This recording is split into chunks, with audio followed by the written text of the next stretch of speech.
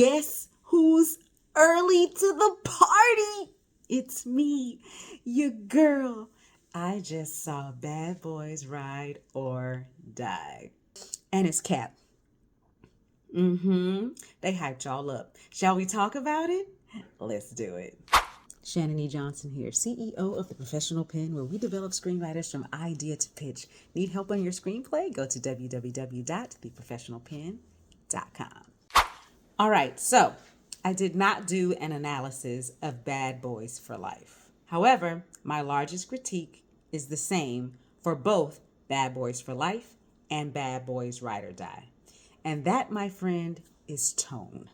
To put it plainly, Bad Boys for Life and Bad Boys Ride or Die, even more so, is missing the sexy and the cool. And it feels intentional. It feels that because the actors have gotten older, that choosing the tone for these last two movies has become more family oriented. I'm talking about audience, not what's happening on the screen, right? Because Marcus has always been the family man and Mike has always been the player, right? The cool one, right? The one who's sexy. You can put Will Smith in another movie right now and he can still give you sexy, right? So it has nothing to do with age and everything to do with the fact that for whatever reason, they have decided to change the tone of the films. So I'm watching and it doesn't feel grounded. It feels like the jokes matter more than the story. And to be honest with you, most of the one-liners are just lame and fall flat. And I believe that Martin Lawrence is funnier than that. And I believe Will Smith is funnier than that. Now, I went to check to see who the writers were for each one of these films. Lo and behold, there are different writers for Bad Boys 1, from Bad Boys 2, Bad Boys 3 to 4. Now, 3 and 4 have one writer who's the same. But even if you look at the credits for the writers from each project, you can see that tonally what they've done is not Bad Boys 1 or Bad Boys 2. So it feels like a totally different world to me as I'm watching it. The stakes don't feel as high. Everything feels like we just got to crack a joke here. We got to crack a joke there. They run the Bad Boys thing into the ground, right? Again, they took away the cool. They took away the sexy. All of those things were pretty disappointing to me because I kept seeing people write about how this is the best Bad Boys ever and it's the funniest ever. No, it isn't. No.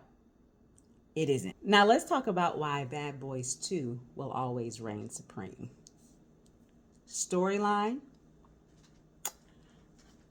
the groundedness of the story, the emotional stakes at play, the setup of the relationships for us to be emotionally invested in them in the first place so that the women didn't just look like pawns to get the men to act. Shall we have a social responsibility conversation here?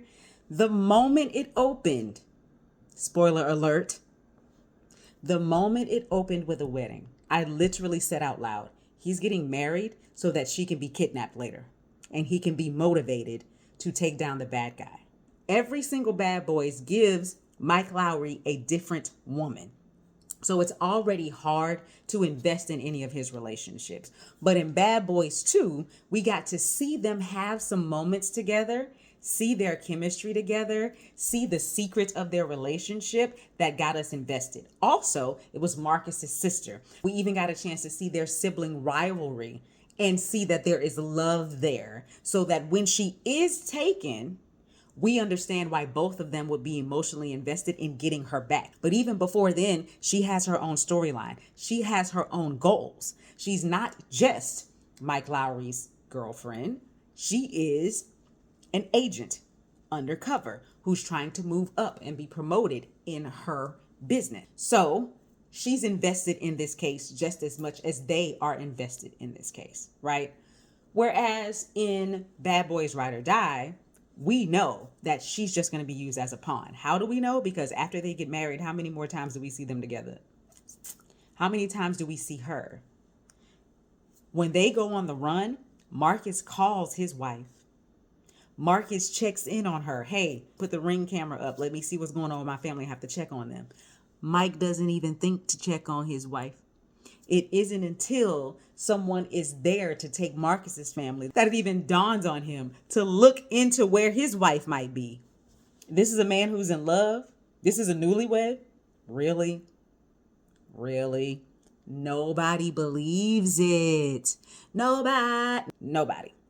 And let's not even get into the supernatural and fantastical stuff they tried to do with Marcus. Like, did anybody else feel like they weren't watching Bad Boys? Like, was it just me? I'm like, your boy is floating through water. He's in the purple realm like Black Panther. Like, what is going on here? And now all of a sudden he can feel when danger is coming. Like, what are we doing? What are we doing? It just didn't feel like Bad Boys. That's all I can say over and over and over and over and over and over. Even though there are a lot of critiques. What made Bad Boys different was, yes, it's a buddy cop movie, which means there's going to be some levity. There's going to be some jokes. But at the end of the day, it was a action film that was sexy and cool. And just because Will Smith and Martin Lawrence are aging doesn't mean that you lose the sexy and the cool. Like, if I can be honest with you, I don't even need y'all to be dyeing these beards and this hair because it looks fake. It's too shiny and it's too black. It doesn't look natural. We want the salt and pepper Will Smith. We want it. Give it to us. We want it. He's still going to be sexy and he can still run fast. You know what I mean? We want it. So where did we lose that along the way? How did we get to these one-liners and these long, awkward conversations that feel like ad-libs? Hopefully they are. Hopefully it wasn't written in the script that way. Because at this point, I'm thinking there's nobody developing these screenplays. Like, the brand has been around long enough that they just choose the writers, they write a couple of drafts, and then they shoot. Because the intricacies that were there in Bad Boys 2 were not there in Bad Boys for Life. We're not there in Ride or Die. So I was let down, guys. It didn't do it for me.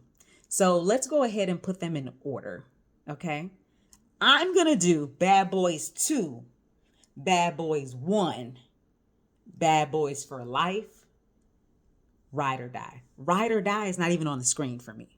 But anyway, I'm sure you guys are going to tell me how you felt about it. Go ahead and drop it down in the comments. And until next time, happy writing. The professional pen. The professional